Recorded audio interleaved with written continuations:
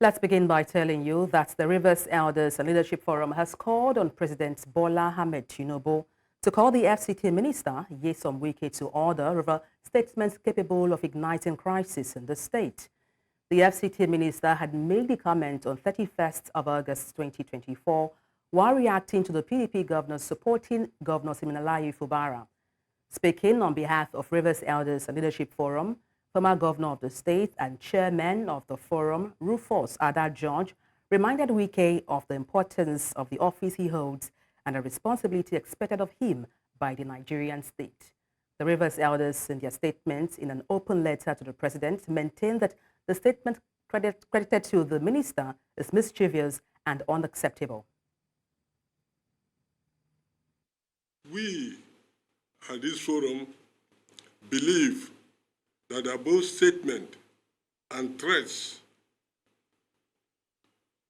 consciously made by Wike to put fire in those states are callous, mischievous, unacceptable, and clearly undermines our democracy and national security. The Constitution of the Federal Republic of Nigeria guarantees the right to association and free speech to the extent that it is not injurious to the Nigerian state. The oaths Wike swore to on assumption of office protects those rights and caveats. It is rather unfortunate that most of those oaths are now being broken by him. We, the people of Rivers State, stand for peace and peace alone, and we are known to be fire quenchers and not fire setters. To this end, we plead that you use the authority to direct the Inspector General of Police to unlock the 23 local government council secretariats in Rivers State and to allow for a smooth, unhindered operations and delivery of democratic dividends to the people at the third tier of government. Finally, we think you need to address the apparent desperation of Chief Nyesom Wike, who seems to have made grabbing a political conquest that must be achieved by all means. You may need to call your minister to order, sir. And regarding insecurity matters, let's connect with our correspondent, Emmanuel Bagudu, who is live in Sokoto State. Emmanuel, good afternoon. Glad to have you join me on the news. Just paint a picture for us of what the atmosphere is like. We understand that security personnel were deployed to the state to help, curb insecurity there.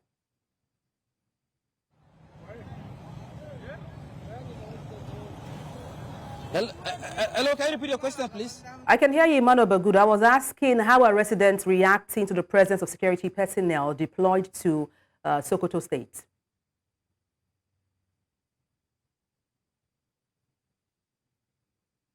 Yes, actually, I'm just standing right in front of the Sultan's Palace.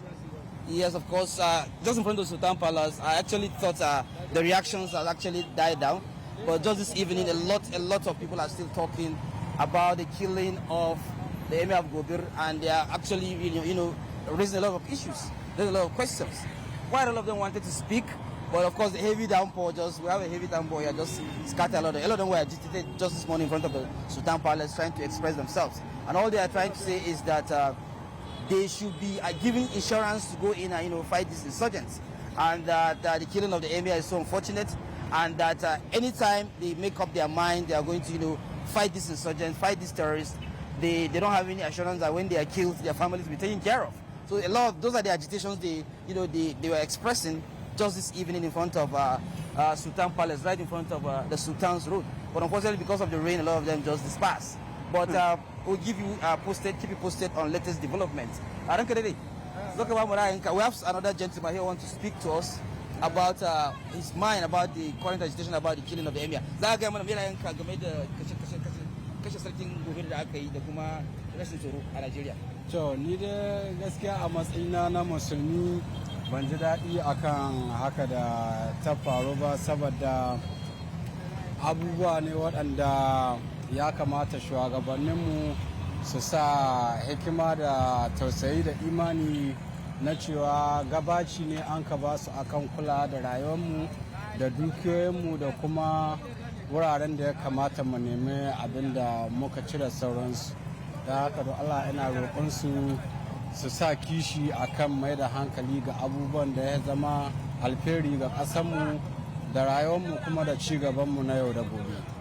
Allah sa mu dace. So game da bakoncin babban hafsa soja tare da kuma wasu yan ma'aikatan tsaron Najeriya suka zo kama ku bakonci. Menene muhimmancin bakonci ma'aikatan tsaron da suka zo game da mutanen Sokoto? Me muhimmancin bakonci game da? To bakuncin su shine sun zo a matsayin su na shugabanni, sun zo Sokoto don su bincike irin rayuwa da halayen da ake ciki na waɗannan 'yan ta'addan da sun addabe jama'a da sauransu.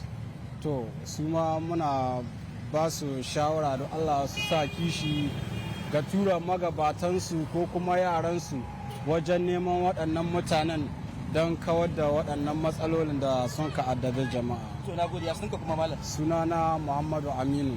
Okay, thank you, Muhammadu. So what Muhammadu is saying is that the agitation is going to continue. Anytime a press person is being viewed, they will not hesitate to express themselves, and they want the visits of the promises of the service which they made should be in tandem with action. They should marry what is action, and they should look out to what they promise they are going to give to the people of Sokoto and indeed the Northwest. Thank you. Yeah. All right, thank you so much, Emmanuel Bagudu, our correspondent there, reporting live in Sokoto State. Stay safe. And now to the lingering fuel scarcity crisis.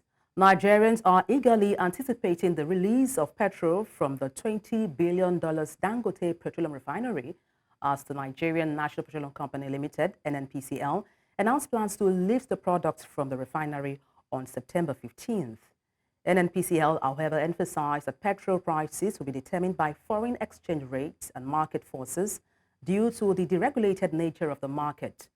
While assuring the public of significant petrol supply boost this weekend, with vessels already offloading, the federal government ruled out any plans to fix the price of premium motor spirit PMS.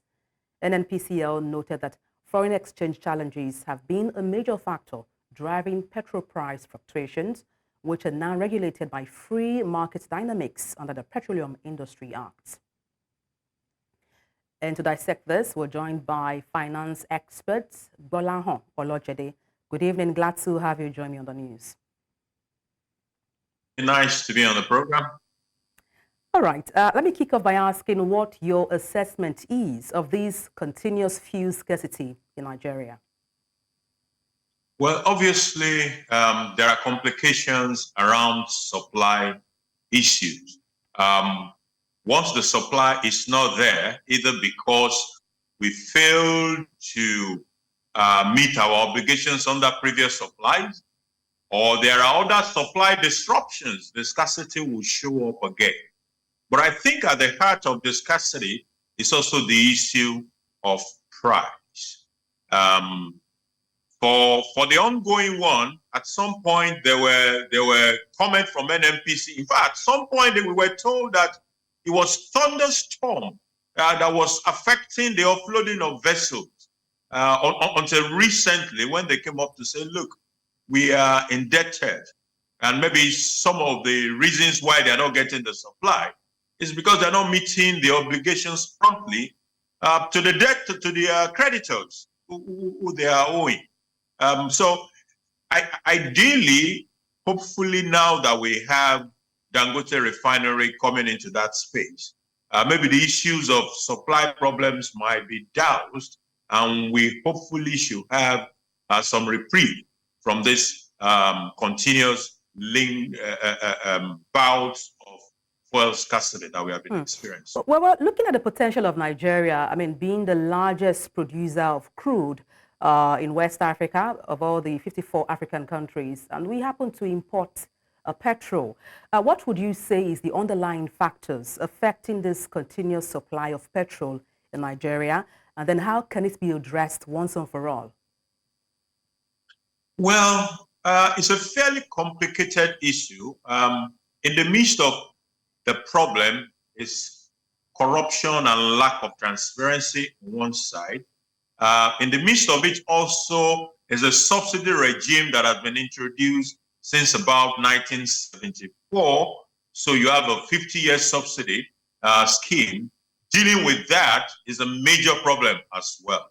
You also have a situation in which the lack of transparency and the subsidy issue have made it difficult for the private sector to fully participate in the downstreams, in the refining of petroleum products domestically. So it's a cocktail of many issues. But I think we are now moving in the right direction. If we have Dangote refinery working efficiently, if we also have some of these public refineries, even if they are going to be concession, also coming into that space to produce the white products for us. We also have Aradel, we have Walter Smith, and probably more refineries will also join the fray. The more the merrier, because competition is also important in the mix of what we are talking about. I guess we are beginning to move gradually in the right direction. However, we still need more transparency in that space. We are still not getting the right level of transparency in the way that sector operates. For example, a couple of weeks ago, there were many news carried it that the landing cost of PMS is 1,200. So the question you must ask yourself is, if the landing cost is 1,200, how come the price is 897 naira?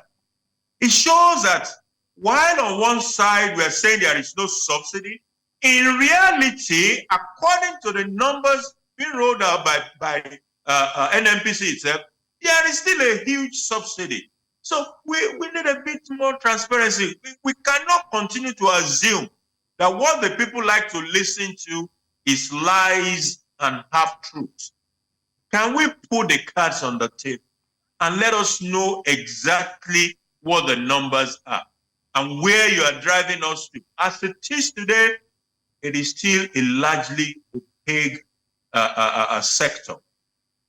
Well, I know you mentioned that Dangote refinery would sort of stem the tide of this scarcity of petrol in Nigeria. But then some persons have said, I mean, Dangote refinery alone, would be effective, being a player in the oil sector if other refineries in Nigeria is up and running. What do you make of that? Yeah, in terms of monopoly issues, it is better that we have other people pitching into that space. If it's only Dangote refinery that is producing and giving us fuel, we have created a monopoly. We will now have to deal with how to manage issues that come with monopolistic product production. We will have to deal with that.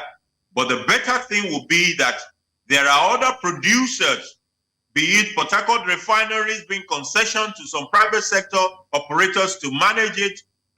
Maybe Aradel will also come big into that space. Walter Smith will also come big into that space.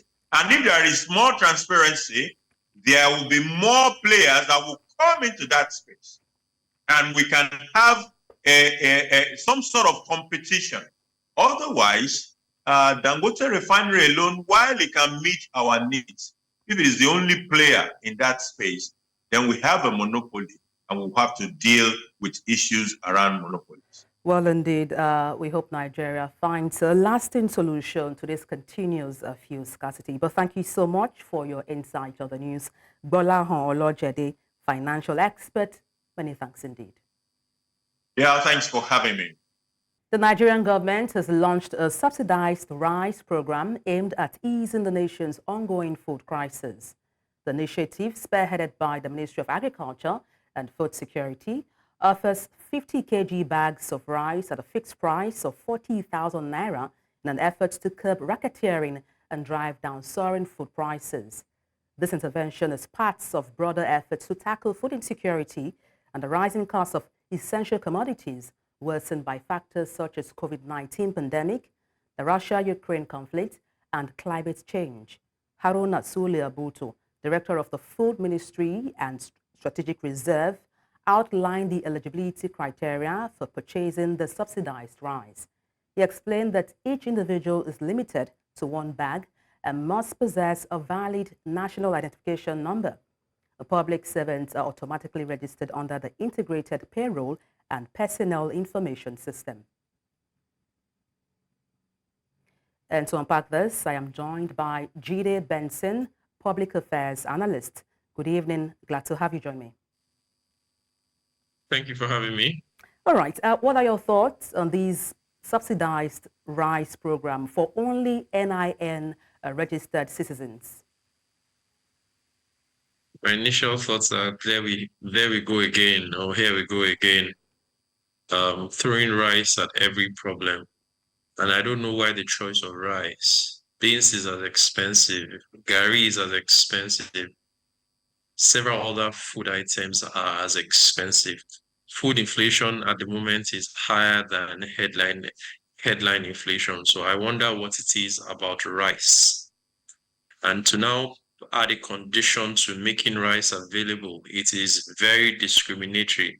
We know the problems that have bogged down the issue of the national identification scheme: frustration, corruption, inefficiencies, and what have you.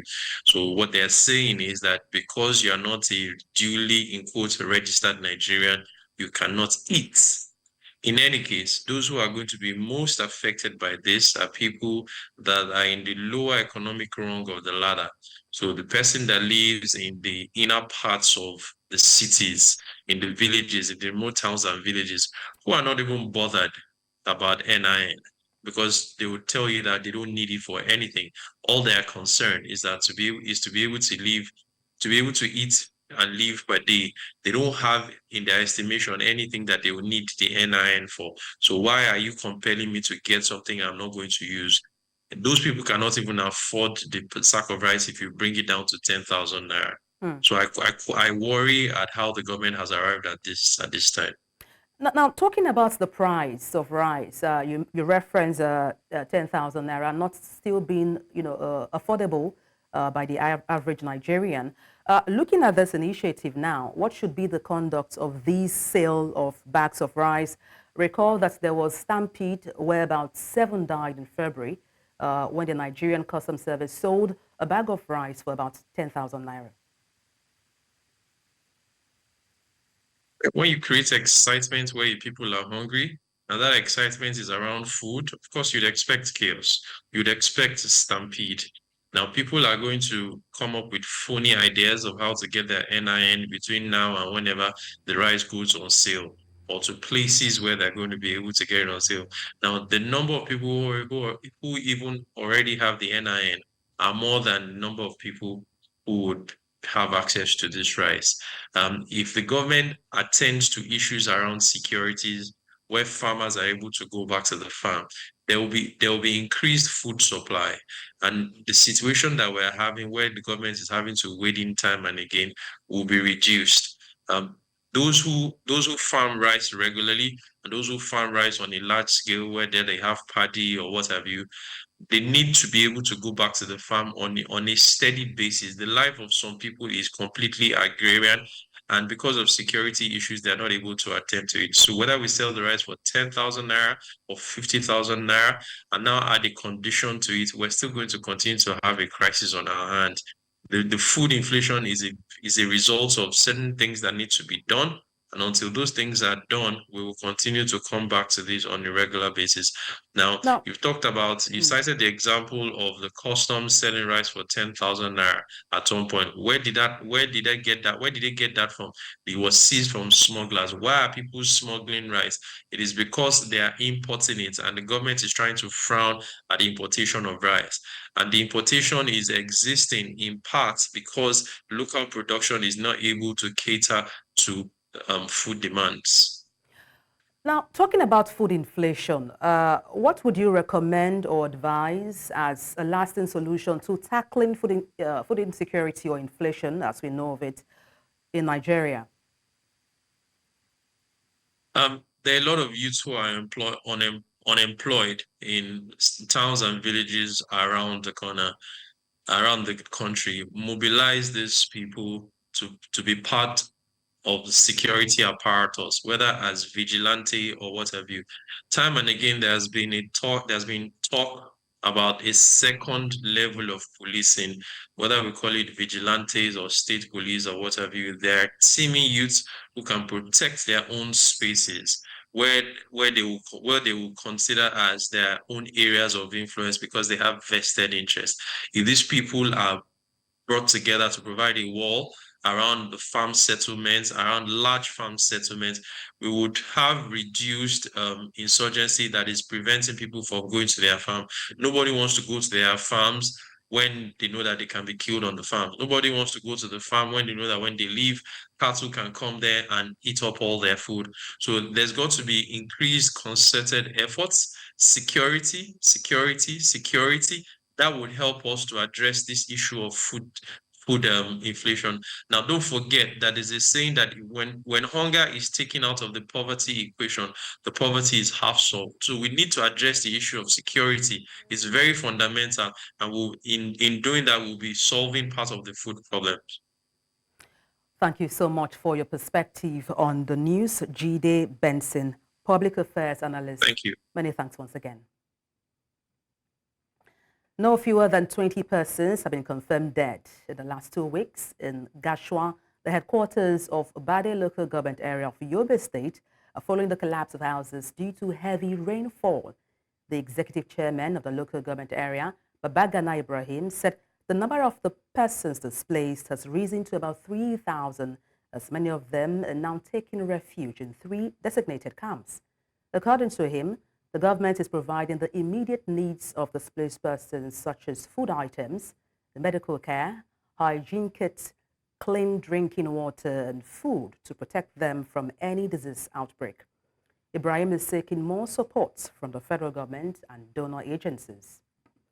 In Nigeria's northeast, Benin State is struggling with about 800,000 children who are not enrolled in any form of education, highlighting the critical gap exacerbated by prolonged conflict and displacement. During a visit by Save the Children International to support the state with dignity kits, the Commissioner for Education urgently appealed for collaborative action of both local and international support to address the alarming number of out-of-school children in the region. Our correspondent, Umaru Kirawa, tells us more. The plight of these street children remains a major source of concern. News Central recently uncovered how about 800 children remain out of school, according to Borno State government statistics. Save the Children International delivered 1,500 dignity kits to aid in the retention of the girl child in Borno State. We discovered due to the economic situation, a lot of girls are dropping out of school.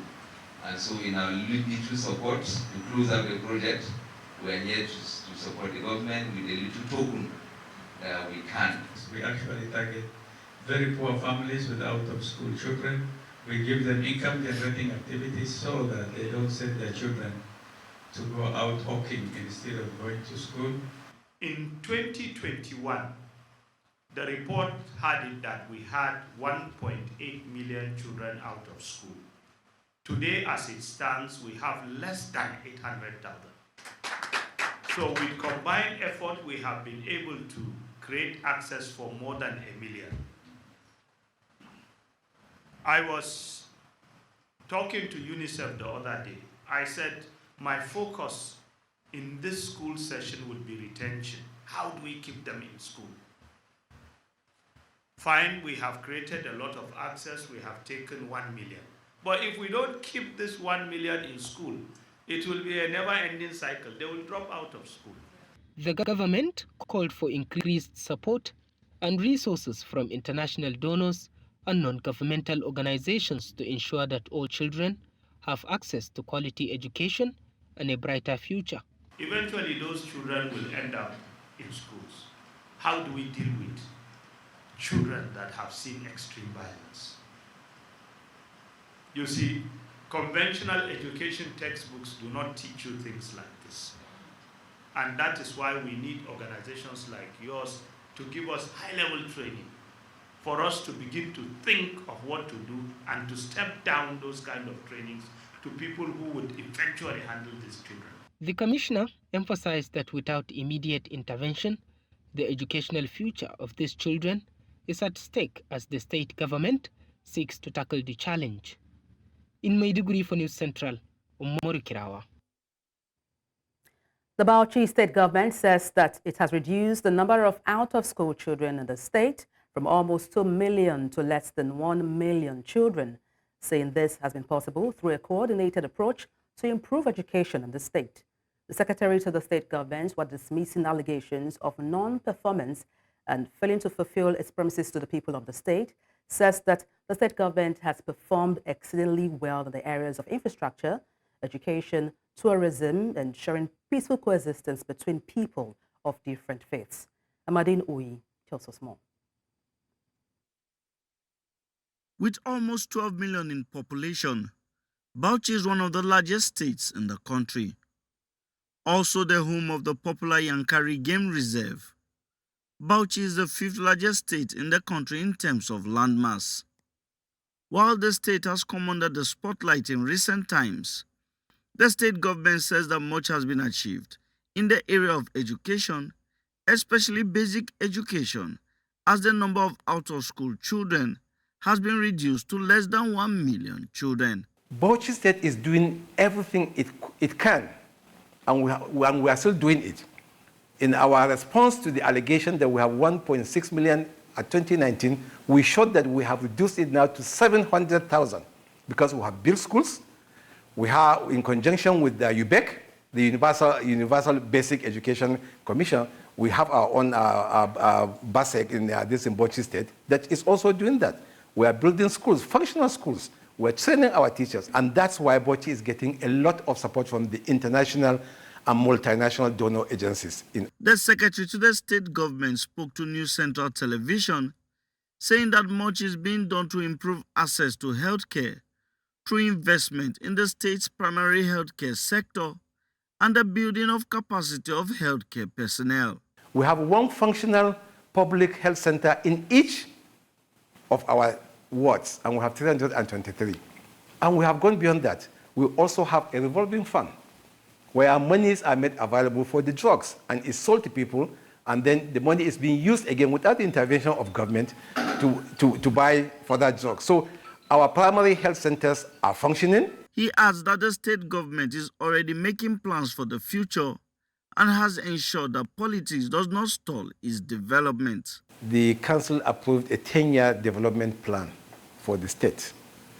His Excellency's vision have been encapsulated right from even before he became governor in my Bauchi Project 1, and then upon his re-election, Bauchi Project 2. And now we have approved a 10-year development plan. So you can see his vision is far beyond his tenure as a governor. The secretary to the state government further adds that much has been achieved in the area of inter-ethnic and inter-religious collaboration, saying citizens of all faiths are welcome to reside in the state.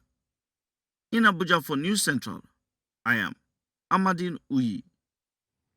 Thank you for staying with us. The news continues in East Africa, where Kenya's Deputy President, Rigathi Gachagua, says that 70 children were still missing following a blaze that destroyed a school dormitory in central Kenya and killed at least 17 young pupils. Gachagua told reporters outside the hillside and Darasha Academy in Nyeri County, where the fire occurred overnight. At least 17 pupils have died after a fire ripped through their school dormitory overnight in central Kenya. The blaze in Nyeri County hillside and Darasha Academy broke out at around midnight, engulfing a dormitory where the children were sleeping. We still have 70 kids that are unaccounted. But that does not mean that they are perished or they are injured. The word is that they are unaccounted for.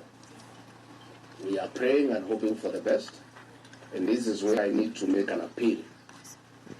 When this incident happened, some parents came here and took away their children, and they have not filed this report. I'm appealing to each and every parent who took their child from here to report the same. We'll give a number that is here by the International Red Cross and the school. United Nations experts have called for deployment of an independent and impartial force to safeguard millions of civilians displaced by Sudan's ongoing conflict. An independent fact-finder mission revealed harrowing human rights violations committed by both warring parties, warning that the atrocity may amount to war crimes and crimes against humanity. The conflict, which erupted in April last year, pits Sudan's national army, led by General Abdel Fattah al-Burhan, against the paramilitary rapid support forces commanded by his former deputy, Mohamed Hamdan Daglo. The war has since triggered one of the worst humanitarian crises in the world, with millions fleeing their homes amid escalating violence.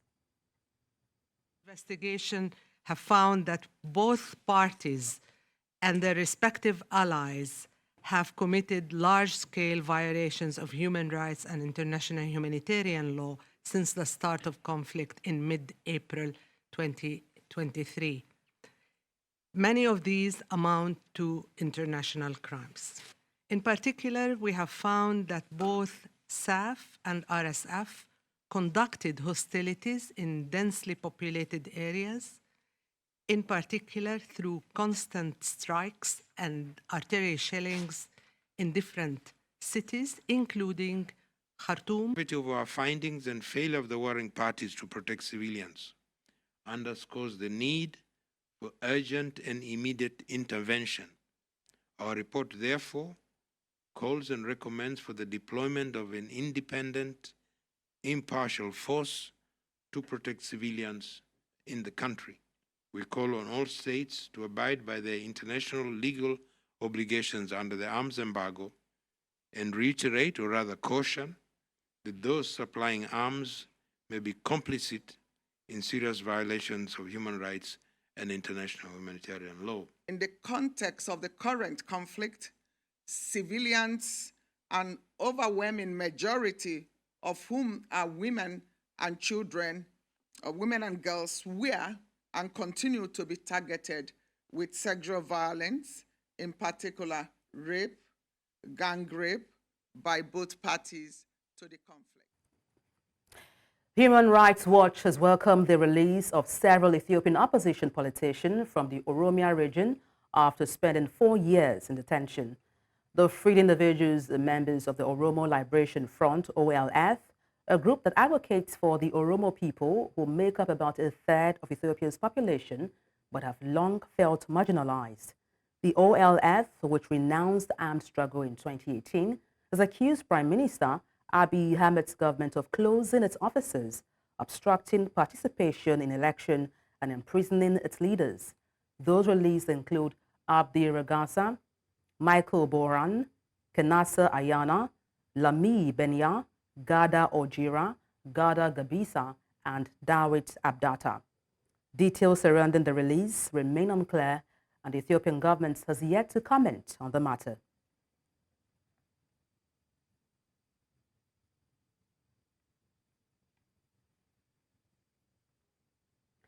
The United States of America has announced additional $250 million in new military aid for Ukraine. The U.S. Defense Secretary Lloyd Austin announced this in a meeting of Ukraine's international supporters held in Germany, adding that it will surge in more capabilities to meet Ukraine's evolving requirements during its war efforts.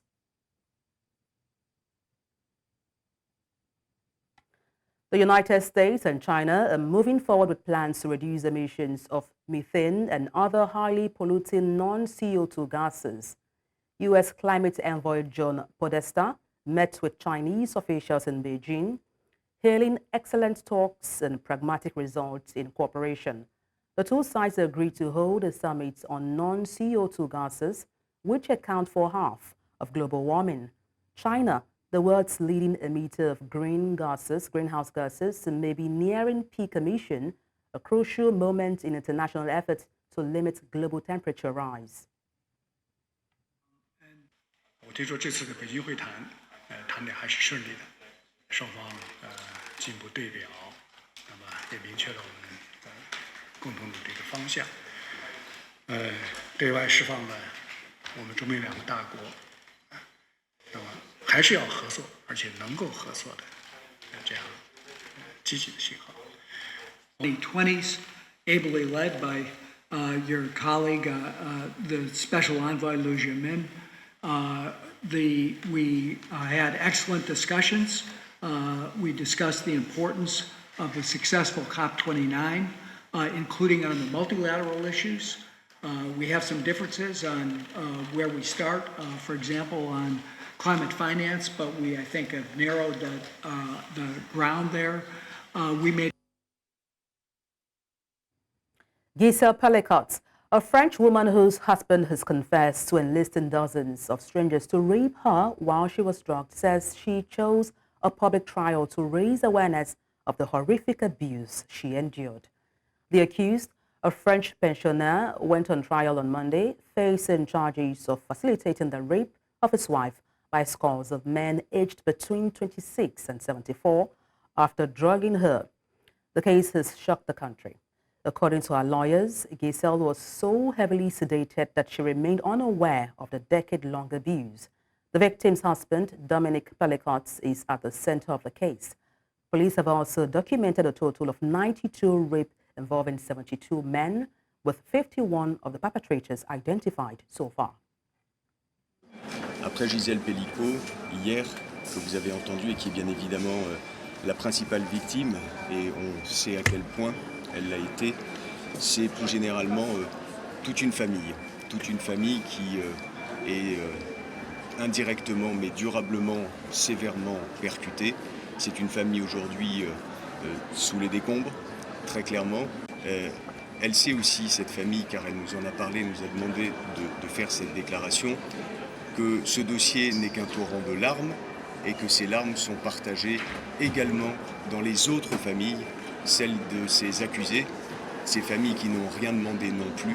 Elles savent leurs larmes aujourd'hui partagées et elles s'inquiètent de voir surgir sur les réseaux sociaux un certain nombre d'attaques virulentes dont elles ne veulent pas, qui visent ces familles, qui visent des enfants, qui n'y sont pour rien, qui n'ont rien demandé. C'est ce que nous souhaitions vous dire aujourd'hui. Et l'idée que d'autres familles, car la famille Pellicot est la famille également d'un accusé, l'idée que d'autres familles et surtout des enfants en bas âge puissent être inquiétés en allant à l'école parce qu'ils sont les enfants d'un accusé, ce serait véritablement dévoyer ce que Gisèle Pellicot a voulu en ouvrant les portes de cette salle d'audience pour rendre ce procès public. Donc il est indispensable que les familles ne soient pas exposées et que personne ne prenne entre ses mains de vouloir faire la justice. United States and Palestinian officials say a 26-year-old American activist has been shot and killed during an anti-settlement protest near Nablus in the Israeli-occupied West Bank. U.S. Ambassador to Israel, Jack Lew, confirmed the victim as Asienor Ezgi, saying the U.S. is gathering more information about the circumstances surrounding her death. Eyigi was reportedly participating in a weekly demonstration against an Israeli settlement near the Palestinian village of Beita. Eyewitnesses and Palestinian officials have accused the Israeli military of being responsible for the shooting.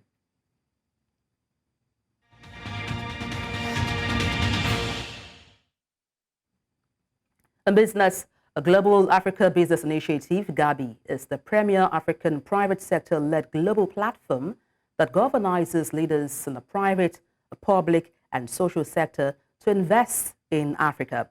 It is hosted by the United Nations and works to stimulate stakeholders to amplify and reposition Africa's business narrative. On 25th to 26th September 2024, on the sidelines of the UN General Assembly in New York, Global Africa Business Initiative will be hosting its annual Unstoppable Africa Forum, which aims to amplify opportunities, calling on global businesses, governments, and investors to rally behind Africa's growth vision. A virtual press conference was held prior to the event for the creation of awareness on what to expect. Gabi is a platform. It is not a series of convenings or events. It's truly an action platform, as I'll talk about a little bit later, aiming to bring together governments, private sector, civil society, investors, philanthropy, friends of Africa, truly seize the moment and invest in Africa. Many are doing business in Africa, but not necessarily with Africa. You know, why is this important? I think it's an important time for African history. More than ever, the world is looking at Africa for many different reasons. Market value of over $3 trillion, unprecedented growth and development, an abundance of resources, be they land, be it water, be it critical minerals and opportunities therein, be it the young youthful population, be it a lot of the innovation that we see with young techpreneurs around the continent. There really is an eye focused on Africa. Unstoppable Africa for us is a moment when, because the rest of the world is gathering here in New York, we too want to gather and bring together heads of state, as I said, African private sector, global private sector, investors and philanthropy to train their eye on Africa. We're focusing on five key critical themes this year in Unstoppable Africa and Gabi: energy access and energy transition, inclusive growth and trade, digital transformation, the creative industry that covers arts, music, film, and fashion. In business, the Nigerian Treasury bills auction on September 4, 2024 attracted significant investor interest with subscriptions exceeding 1 trillion naira. Investors showed strong demand, especially for the 364-day bills, seeking attractive returns amid changing macroeconomic conditions. The Central Bank of Nigeria, CBN, offered 233.31 billion naira in bills, down 43.03% from the previous auction, yet total subscriptions reached 1.13 trillion naira, resulting in 384.17% oversubscription rate. The CBN maintained its issuance target by allotting only the offered amount. Oladipo Ajayi, the head of fixed income and FX at Chapel Hill Denham Securities Limited, discussed the factors behind the notable decline in stop rate, particularly the 1.96% drop for the 364-day bills on Business Edge.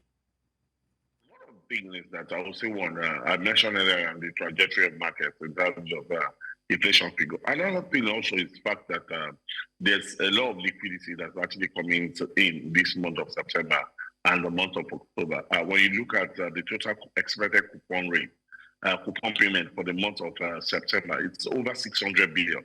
And when you're looking at the month of October, it's over 460 billion. So it means all in all, in the next 2 months, you are expecting within the month of September and October, we are expecting over 1 trillion to actually hit the markets. And what that would mean is that this one will hit people's accounts, and they need to actually look at where they need to actually invest them. And that's why some people are actually more aggressive now, knowing pretty well that when this one start eating in the system, there's every tendency that we may actually see rates actually drop below this current level. And another thing also that I also think also changed the language of the market is the fact that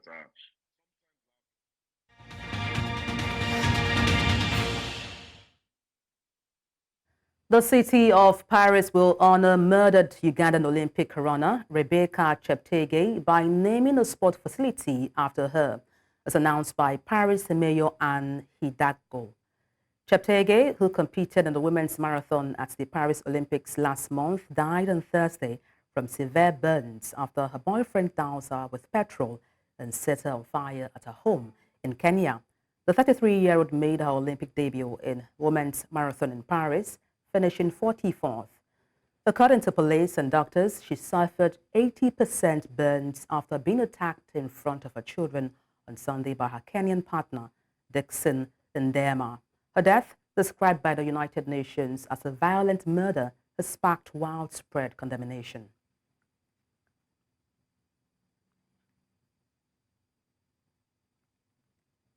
And that's all on the news. Let's take a look again at some of the major stories.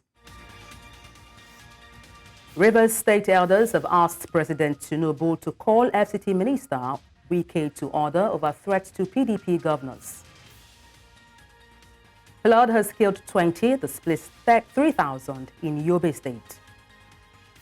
We also told you that Kenya government has said 70 children missing after school fire incident.